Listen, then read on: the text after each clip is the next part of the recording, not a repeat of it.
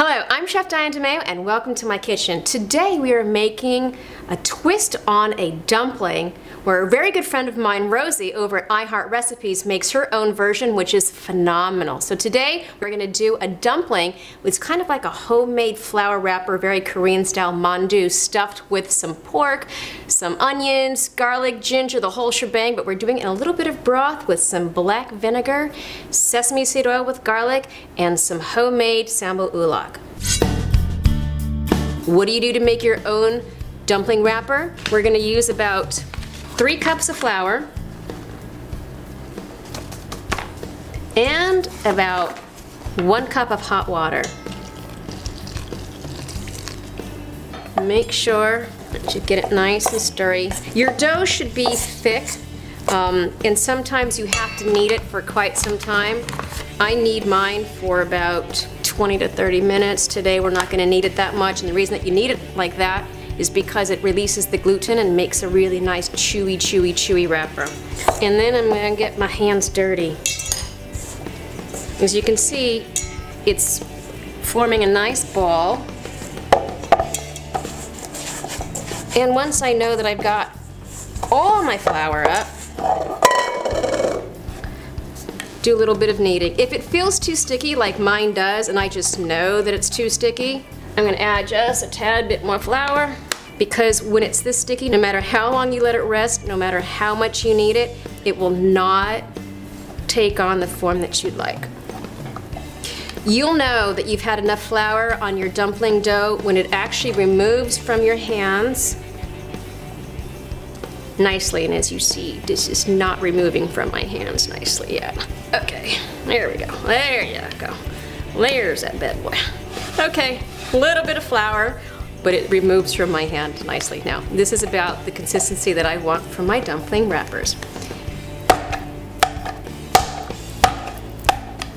Kneading is an easy technique. Palm to bread, turn, twist. That's it.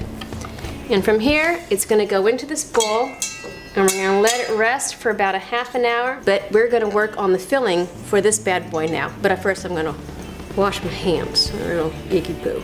Okay, so let's get cooking. Let's get this stuff into my bowl. And from here, I'm just going to start layering stuff on here. A little bit of sesame seed oil. We're looking at, that was about 2 tablespoons, and this is about 1 pound of ground pork.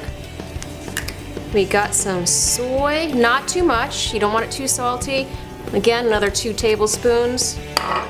I add just a touch of this to my meat, but this is also going to be a garnish once they're done. Sweetened black vinegar, and we're looking again about another 2 tablespoons. So right now the ratio, 1 pound, 2 tablespoons of all liquid. And now we go for our garlic. Garlic, we're just going to chop up nicely. I appreciate good large chunks of garlic, but that's just me. You don't have to do it this way. You can use a mincer, or you can leave them into nice little bite-sized pieces. I like my dumplings to have a little bit of, like a bite to it, so I just don't taste meat. I have some vegetables going on in there. And that goes. Onions.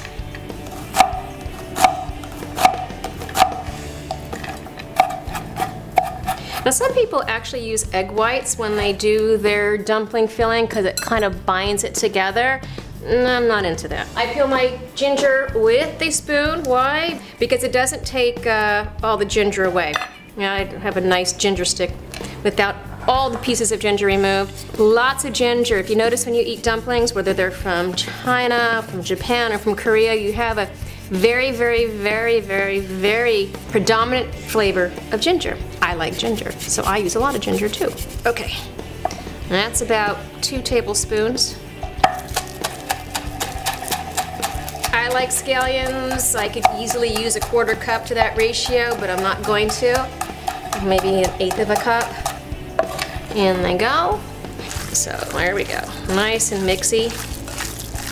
My dumpling dough has been rested. It's got some good sleep. We're going to take it out. I like to dust off my board with a little bit of flour. It keeps it from sticking. Bye-bye. Okay. And I'll do just a couple. There we go. I'm just going to roll out 1 log because you'll see how far that actually goes. And after we get it into a nice log, we're going to cut it into balls.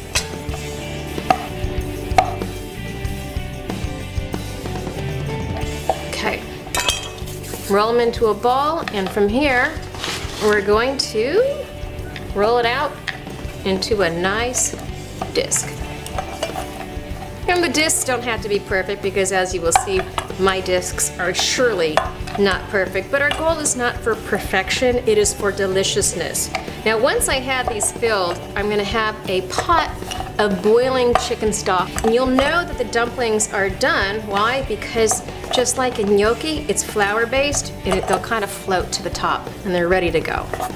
Okay, that's all she wrote and that's all we're gonna do. I got my stuffing. You can put however much you want in here. You're the one that's eating them or serving them, so you know what's best. And fold them over. A lot of times I'll take a fork, crimp my edges. You can be fancier if you want to, but you'll see when we're done with this how nice they look, and being super fancy with how I crimp my edges really won't matter.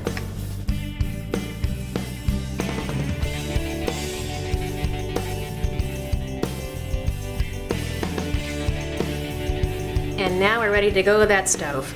All right, my dumplings are ready to go. I have chicken stock already on the stove and it's nice and hot. I'm gonna add some flavorings. Again, as I always say, you can add whatever you want. For me, right now, some onion, some garlic, and some ginger. And in go my dumplings. 1, 2, 3. You can use any type of stock that you want with this. For me, now, chicken stock.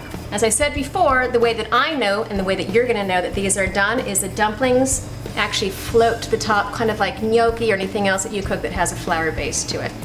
I got my dumplings in my bowl with just a little bit of the broth. It's not really a soup, it's more like a dumpling with a little bit of a kind of a base to it. Now I'm gonna add a drizzle of my seasoned sesame seed oil, which is seasoned with a little bit of garlic. And on top of that, I'm going to give it a dash of that sweet black vinegar.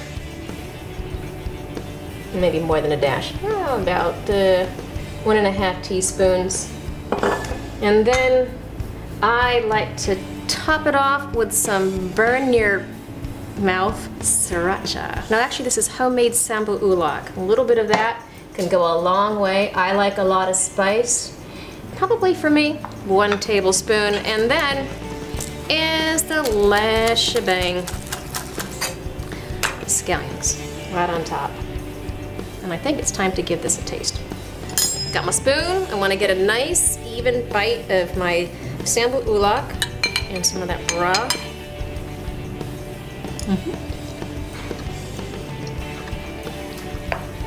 First of all, my mouth is burning on fire because I took the biggest bite, the sambu ulak. The dough nice and chewy. The meat, hints of garlic, ginger, scallions, that pork, super fatty, yummy. And that chicken broth gives it a nice plus with that sweet black vinegar. This is delicious. But if you want to try something a little different, check out iHeart Recipes.